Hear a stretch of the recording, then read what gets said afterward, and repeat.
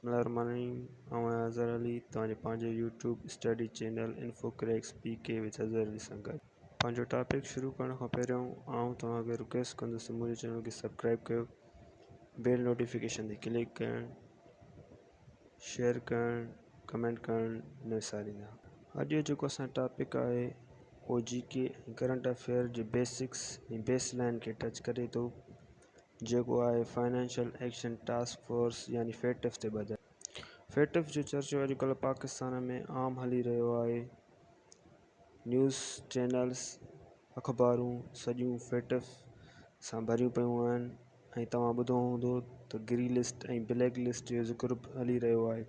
पाकिस्तान हिन वक़्तु FATF जे green list में शामिलु आहे।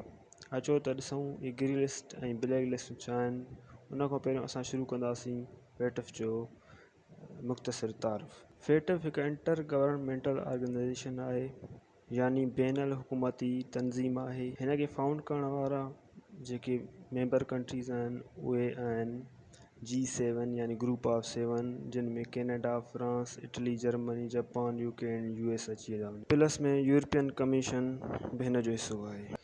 हिते ग्रुप ऑफ 7 कंट्रीज़ जी ॻाल्हि हुजे या यूरोपियन कमीशन जी ॻाल्हि हुजे, इहे कंट्रीज़ इकनॉमिकली टेक्नोलॉजिकली तमामु घणा मज़बूत कंट्रीज़ आहिनि। ही तमामु घणा मज़बूत मुल्क मञिया वञनि था आलमी तरह सां। हिननि टेक्नोलॉजीअ जे हर शोबे में पंहिंजो पाण खे मञी रहियो आहे। इन्हनि जी तजवीज़ुनि सां, इन्हनि जी रिकमेंडेशन सां FATF क़ाइमु कई वई त जीअं मनी लॉन्ड्रिंग, टेरर फाइनेंसिंग खे कंट्रोल कयो वञे। FATF खे 1989 पेरिस समिट में हिन जो बुनियादु रखियो वियो। हिन जो हेडक्वार्टर पेरिस यानी फ्रांस में वाक़िअ आहे। हिन जो करंट यानी मौजूदा सदर मार्कस पिलायर आहे। हिन जो मक़सदु पैसनि जो, नाणे जो या जेके गैर मुल्क या मुल्क जे अंदरि जेके दहशतगर्द तंज़ीमूं आहिनि उन्हनि खे कंट्रोल करणु आहे। जेकॾहिं हिकु मुल्क जो पैसो ऐं उन जो मुल्क जो ख़ज़ानो जेको आहे उहो दहशतगर्दनि जे हथ में या दहशतगर्द तंज़ीमुनि जे हथ में अची वञे त मुल्क खसारे में हलिया वेंदा ऐं लोन वठण ते मजबूर थी वेंदा। पर जेकॾहिं टेरर फाइनेंसिंग थींदी त दहशतगर्द उहो पैसो इलीगल वे सां यानी गैर क़ानूनी तरीक़े सां मुल्कनि खे तबाह करण में लॻाईंदा। इन ई सबब जे करे हीअ ऑर्गेनाइजेशन वजूद में आई त जीअं हुकूमतुनि खे पंहिंजूं तजवीज़ूं पेश करे सघे, पॉलिसी मेकिंग में हिसो बणिजी सघे।